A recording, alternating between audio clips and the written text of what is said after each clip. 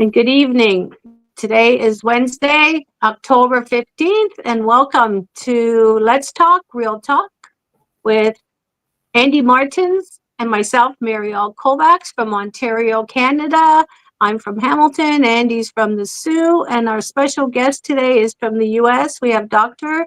Edith Reagan, professor, who will be now, I believe, her third time on Let's Talk, Real Talk, talking about the war on Ukraine. So both of you, welcome back to Let's Talk. It's been a while with Andy. I'm so happy to have him back and so grateful to see Dr. Reagan as well. So, Andy, how's it going with you? Not bad, Mary, doing some successful commentary, Martin's Minute commentary that has become very successful. Not everybody agrees with what I say, but hey, it's my opinion. Like, like the guy did it in the United States was really successful back in the day, Paul Harvey, and the rest of the story. So that kind of thing, and kind of found a niche, but well, I'd like to come on your show from time to time too. Well, yeah, it's nice to have you. I mean, we started off together and, We with our got to get schedule. more guests on Sundays, and yeah, Yeah, we have people are. heavy schedules lately That's right. because, That's this Let's Talk, Real Talk has gone worldwide. So we have all kinds of guests that like to speak, like Dr. Reagan here. I don't want to take up your time, but like I'm being grandfather again for the second time in less than 30 days. So lots of things happening. wow, Grandpa again. Do you know if it's a Two, boy or two girl? baby, yeah, two baby girls. They're Wow. my daughter just had she has weekly visits now. Everything is ready to go, no issues, and the baby is right now weighing 6 pounds 2 ounces. Wow. Well, congratulations. Yeah, Yes. thank you. Yes, thank you. Yeah, so they're going to be living right here, so I'll be right in the thick of things. Right. So, getting back to Dr. Edith here, Reagan, and can you give us a brief description on what is going on with Ukraine right now? Well, as you know, the West has been quite weak in a lot of its responses.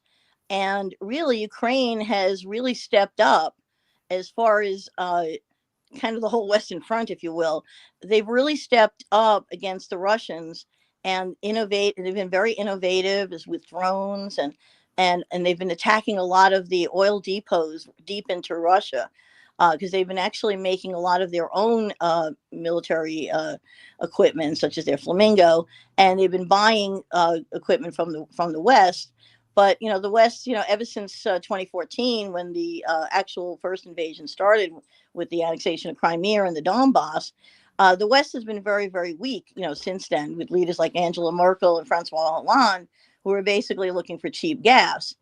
And at that time, Obama was the only one who really did anything by kicking the Russians out of the G7 and, of course, closing the embassies. But recently, it's still been very weak. Even from 2015 to 2019, the West still, was very weak, even in Trump's first term, as well as his second term. In his first term, when he tried to dig dirt on Hunter Biden, this kind of all led up to what's happening now. All these, these past things had led up, to when the invasion first happened, and when Zelensky made his famous, I need ammunition, not a ride. So in the last 3 years, the West and NATO have really been what I call de-escalation management. And it really emboldened Putin and Russia. But because the Ukrainians were so strong and so resilient, that they've been really giving the Russians a run for their money, actually. But if you probably heard in the news, there's been a recent invasions. I don't want to say invasions, but going into the airspace that they shouldn't be going into NATO airspace by the Russians. the Russians have been trying to test the waters by going into NATO airspace to see whether NATO would respond. And unfortunately, they didn't respond the way they were supposed to. At one point on September 10th, 2025, Putin and the Russia had sent 19 Shahed drones into the Polish airspace, and Poland had asked NATO to invoke Article 4 in order to have a conference, when they really should have invoked Article 5. But unfortunately, the only time Article 5 was ever invoked was after 9/11, which was a good thing after 9/11, but unfortunately, it should have been invoked more recent again, not just in 9. It was great that it was invoked during 9/11, but it should have also been invoked recently. And unfortunately, it shows, that NATO has been rather weak. And Trump is right on one account, that they should have 5% of their GNP should go to defense. In order to prepare for peace, you have to prepare for war. Peace through strength. That's the only way to do it. And because the West has been very weak, because of low defense budgets, there have been a lot of instances, such as the 19 drones in Polish airspace, and only 4 were shot down. And there were also drones in Estonian airspace from Russia for 12 minutes, and then they switched off their transponders. Now, obviously, if the Russians switched off their transponders, that means they deliberately were trying to test NATO. And NATO has to react. They have to react with economic or physical force, and otherwise they're going to be considered a paper tiger, which is basically what's been happening. And everybody, needs to stop buying Russian gas, and that's the other thing. You still got a lot of third-party countries, even in the West, and you still have countries like Hungary that are ran by Orban, who is kind of sabotaging everything that the European Union is trying to do to support Ukraine, because he wants from Russia. So that's kind of the sum and substance of what's been going on, pretty much in a nutshell.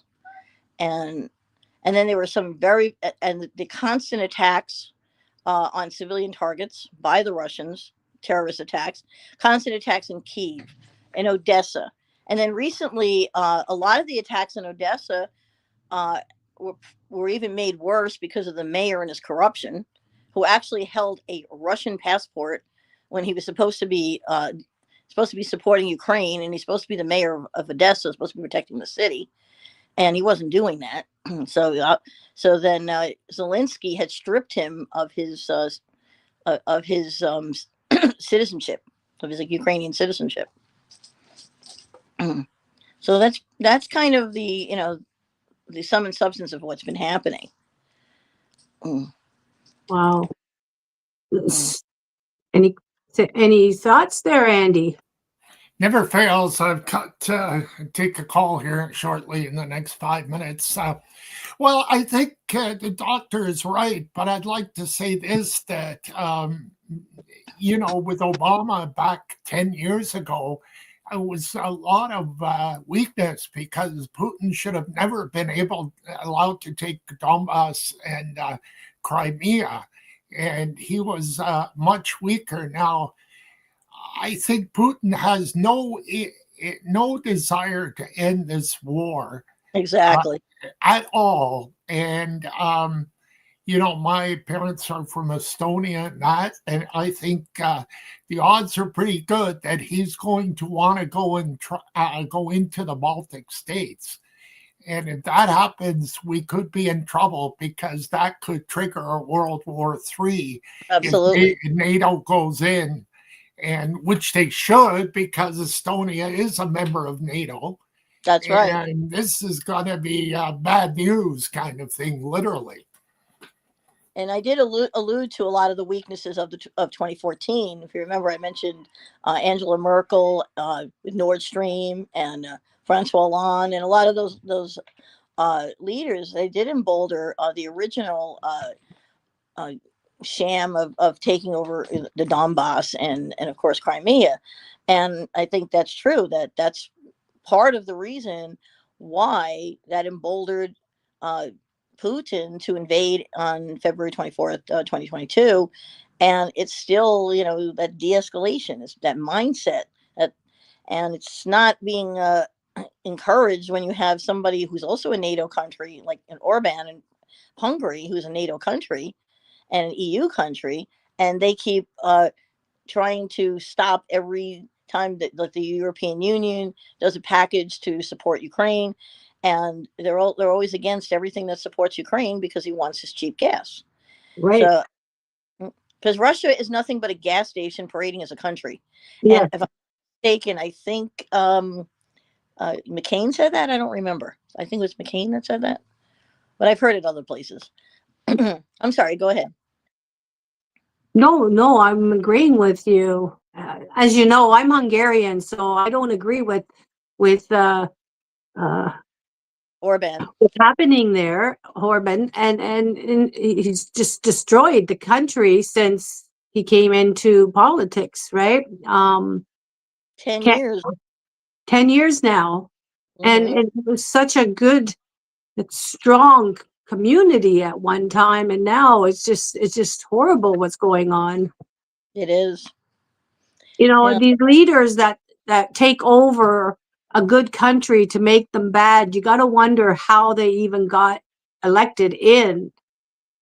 With certain things, and the people, take it. Part of the problem is Russian propaganda is very, very powerful. Yeah. Russia is very bad on the battlefield, but they're winning the war on Twitter. That's the problem. People go on Twitter and they see all this propaganda, or or other social media, and or they even in their own media, even in like American media, you see that. And when you hear people like Tucker Carlson and some of these other extremists, and when you hear people like that, saying that we're spending all this money on arms to Ukraine, which is really not true. Because first of all, most of the money is staying in America. Because if we build the weapons here, we're employing people here, and they get the stuff that we don't need. They get, like, for example, we're making F-35s. We're doing F-35s. We're giving them old F-16s. We give them old attacks and old ATACMs. We give them old weapons. It's not like we're giving them top of the line stuff. And That's lately, right. we've been selling them. So Trump and the government has been making money. The European Union is buying the weapons to give to Ukraine. So, like, you get a lot of these people saying, because as you know, Zelensky is coming to meet Trump in the White House this coming Friday, and people saying, "Oh, he's going to come and he's going to beg for money, or beg for weapons." But that's not the case. They're buying them. The European Union is actually purchasing these weapons and giving them to Ukraine. And some of it, Zelensky is buying directly. So it's not it's not that we're giving the stuff away. And if we have given anything away, it was old stuff that we would stockpile and mothball, basically. And that's what a lot of people don't realize, that all the money, et cetera, is being built and kept in the United States, employing Americans. And that's what I think what people forget. And the whole, of course, my other country is France. And, I, I have, I'm, French, and I have some Italian heritage. And these all are all Western countries, and they're all kind of collaborating together to support Ukraine. I mean, I like what the Prime Minister of Italy has been saying. She's been very strong in supporting Ukraine, and also Emmanuel Macron of France. He's been also very supportive in supporting Ukraine. But we have to really, really step up. The whole Western alliance has to step up. Everybody has to step up and really show Putin that we're not going to take his garbage, and that NATO really needs to start showing some strength and stop this de-escalation. Because the only language that a bully understands, which is what Putin is a language of force. That Right. is the only thing they understand. Peace through strength. If you want peace, you prepare for war. And that's basically what you have to do. And there's no other way around it. And I think once we do that, and Europe must stop buying Russian gas. And we also have to get India to stop buying Russian gas. India is also the largest democracy in the world, and they're palling around with Russia, and they're supposed to be a country of peace and all that.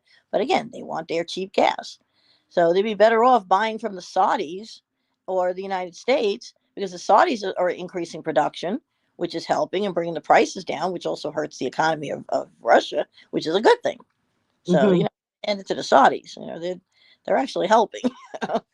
So there's a lot of things that really need to be done like that. We need to really step up our game, in the West, to really show Putin that, look, we're not going to take it.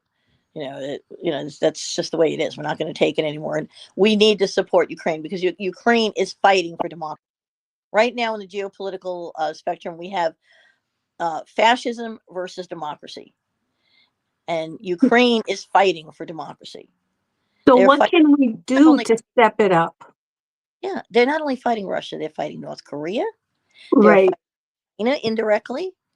And now Cuba wants to get into the act, and possibly Venezuela. All these like rogue nations. So we really need to, in the West, we really need to think about this and really start. You want peace, you got to prepare for war. And I know I said that several times. You have to be strong, and that's the only way to stop Russia, or like any bully, and that's what they are. I mean, look at the countries that Russia aligns with: Iran, North Korea, um, Cuba. I mean, it's China. Not exactly, not exactly democracies. So, Right. and what do they want to do? They just want an empire. Russia wants their empire back.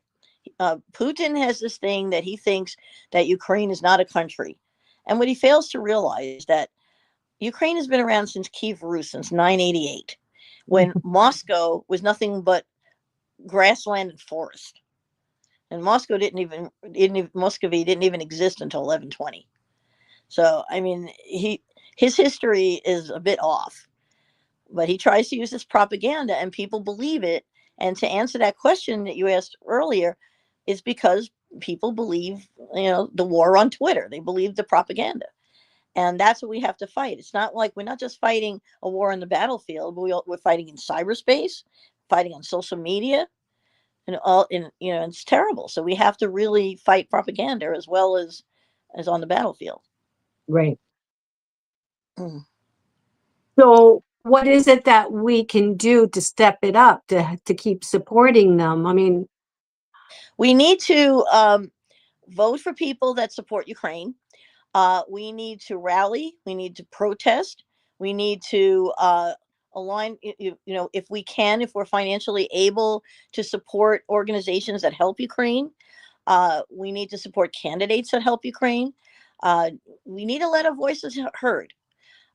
There are, some organizations like UA House and Razum for Ukraine, which are like charitable organizations. Sometimes they have, they also do political things, to try to contact members in support of Ukraine.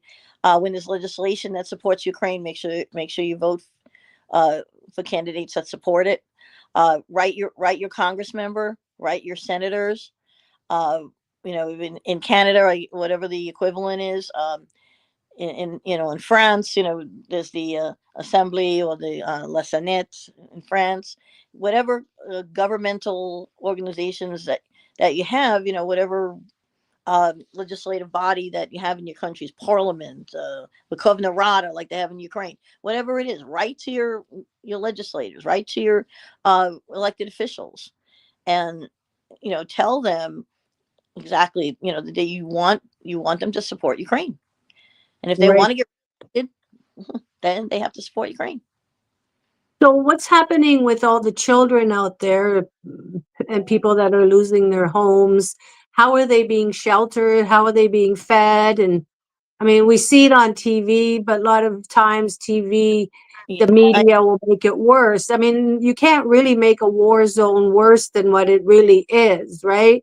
Well, one of the things that happens is that the government has a program where they can depending on how damaged the house is, or and if the person has to apply for it, they can apply for various types of programs. One of them is one like that, where they can refurbish or rebuild the house. Like, let's say if the house is only partially damaged, they could renovate it. Okay, that's a partial damage. If it's completely damaged, they can give them temporary housing, and they can rebuild it. Or they can help that person relocate to a safer area. One thing that the Ukrainians are very good at, though, is rebuilding. Right. Beginning of the full-scale invasion, when Irpin and Bucha were totally destroyed, and all those people were killed in the streets, and it was just horrible. Now, if you look at Irpin and Bucha, it looks like nothing happened. They were completely rebuilt. They're very good at rebuilding as they go along, and they're really good about that. There's also a couple of organizations. One is called Children of Heroes, which is an organization that helps children whose mother or father had died, fighting in the war,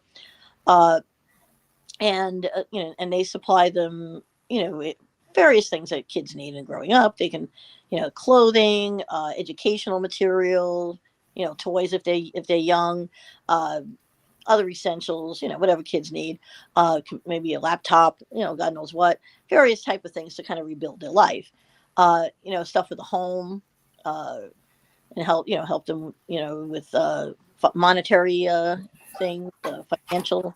That's one thing. This is another one called Children of Ukraine, which helps all children in the same way, but they help everybody, not just children that were that had a parent that was killed. Any child that was affected by the war, and a lot of course, as you know, a lot of children were kidnapped by the Russians, which is horrible. Of course, it's a war. That's a violation of the Geneva Convention. That's And disgusting. some of them have been brought back. Some of them have been returned to their families. But it's terrible because a lot of them have been sent to Russian families. They have been propagandized to the point of destroying their identity, which is genocide. They have been told that their parents don't want them, their country doesn't love them, doesn't care about them. I mean, it's just horrible. Right. And if they sing Ukrainian songs or they speak Ukrainian, they get beat up. Oh, It's just God. it's really terrible. And that's something that we really need to focus on. And I hope the Trump administration hears this. Please refund the Harvard program that was helping to find those kids. That is so important. It And is. really, I really beseech the administration to reconsider funding that program again, because it was working. They were Right. they were really able to find a lot of those kids and bring them back to Ukraine. So if we can Right. do, I He think that he would be pr- he brought helpful. home the prisoners from Capture, Gaza. yeah. And I mean, if he could do that, he could bring them back from Ukraine, because he really wanted the war to end in Ukraine. And if he really wanted to, that meeting he had with Zelensky, I mean, it was pretty nasty at the first meeting they had. So, to make things right, bring home the children. Well, of So, course, we the had, children are our main priority right now to mhm, bring peace back into the countries. of course. And the way they treated you, Zelensky in the White House that first time was absolutely deplorable. Yes. And then Yeah. they give the carpet to Putin when he comes to Alaska, and makes the United States military, which is the most powerful military in the world, beg and kneel a red carpet Red carpet. to a dictator and a war criminal. And It yeah, was despicable. It was really disgusting, it's, and it makes the United States look like a paper tiger. It yeah, really does, it and did. it's horrible. There shouldn't be anything like that. That was disgusting. We have to show strength, and that does not show strength. No. It, Andy, it, can we get your input? Well, here's the problem. This war has gone on for 3.5 years, almost 4 years as we roll into 2026, and there's no results. it's still going on. I mean, we Canada and these countries cannot afford to give Ukraine a blank check here because it may go on for another 2 or 3 years. You know, It's like how long do we fight this battle though? It's And not a- Canada, sorry, is breaking. I mean, Canada has its own homeless. It has, seniors dying on home, like in shelters and old age homes. Like we're not even being taken care of anymore, and it's getting so bad that we can't support anybody as much as we wanted Well, to. Carney is still giving money to Ukraine, but I mean, you're not getting any results there. This war is continuing because Yeah, Putin is a liar, and That's you can't trust this guy. that's why we have to show strength to stop Putin. That's the only way. The only way to stop the war is to stop Putin, and that means we have to, as an alliance, we have to show much more strength and stop this de-escalation so that we can put this war to a much faster end. Because people, I understand about the elderly and the homeless. I mean, I know that's horrible and it's very sad and it's it's terrible. However, I mean, these people were invaded. I mean, they were invaded to no fault of their own. I mean, and their elderly is going through the same things too, and right, not because of anything else, but because of war. I mean, their right. children dying, their whole. I mean, they're being genocided in every way, shape, or form. It's some of the people don't even know if they're going to wake up tomorrow. I mean, But that's the Well, media has given up on covering the war. We don't hear on nightly newscasts what's I going on in Ukraine anymore. Yeah, because I have students in Ukraine, and because I have contacts in Ukraine, I tend to get a lot of the information, and that's why I do these podcasts so that I can share it with the world. Right. People know that please don't abandon Ukraine. No. And it may hurt, and I understand you have troubles in your own countries. I get it. I get it. But the faster and the more help that we can give them, and the more strength that we can show to stop Putin, we can stop this nonsense. Because if people don't even know, I mean, there are kids dying in their bed just from Shahad drones, just because Putin wants to kill every Ukrainian on the planet because he wants his empire back and he thinks Ukraine is not a country. Right. It's deplorable. Well, there are some that feel that you should just give Putin the eastern coast of Ukraine, give him what he wants, and be done with it. That's not going to work because you know what'll happen? Give Like him in an inch, he'll take a yard. Exactly. You got it. He'll Yeah. push himself way in. You could Moldova. see it. You could see it. One Mold- step in, and that's it. Yeah. He's going to Power, want money, Moldova. control. He's going to want everything, and Yeah. it won't work. You have to stop him at the source. And Yes. only way it has to be done. I understand we all have problems in our own countries, and I get it. I really do. I really understand. America has problems, France has problems, Canada has problems, Hungary has problems. I mean, I get it. All of our countries have issues, but at the same time, the issues that we have are maybe due to our own policies that we should need to change, but it's not necessarily due to lack of funds. And the reason why the Ukrainians are having this problem is because they're being invaded and genocided. So at least we're not being invaded or genocided. I mean, yes, we need to take care of our own people too. I there's no question about that. But these people can't be abandoned either. We have No. to. And that's why there's so many charitable organizations that we can support and try to help them. And that's what I've been trying to do. I don't make a lot of money, but I've been trying my best to do what I can as a citizen of the world, and that's what I Right. consider. I Yeah, we consider can't abandon anybody in this world. I mean, that's what makes the world go round is when we help each other. exactly, Yeah. exactly, and Yeah. that's what I'm trying to say. We cannot turn a blind eye. No, And we I, can't. I Ukrainians in front of me practically cry, say, "Please don't abandon us." I know you have problems in your own countries, but please don't abandon us. Right. And Well, I that we've message. got 2 more minutes left here before we have to end this. Sure. Yeah. So give us your last thoughts on the war on Ukraine, Dr. Reagan. Yeah, in my closing remarks, I just want to say that we have to be strong, against Putin. We have to be unified. We need to unify against Putin. We need to keep our defenses strong. They need air defense very desperately. Uh, I hope that Trump will sell them the Tomahawks, and I hope Germany will sell them the Tauruses, because they will definitely need that. And I think, like I said, they would need a lot of those Patriot air defense systems. Uh, you know, and as a business professor that I am, I tend to look at things from a dollars and cents point of view, as I mentioned earlier. That it's really a good investment. They're a very innovative country. They have a lot to offer, and helping them is actually a return on investment, and that's another looking at it. It's not throwing money away, because most of the money stays in our own countries.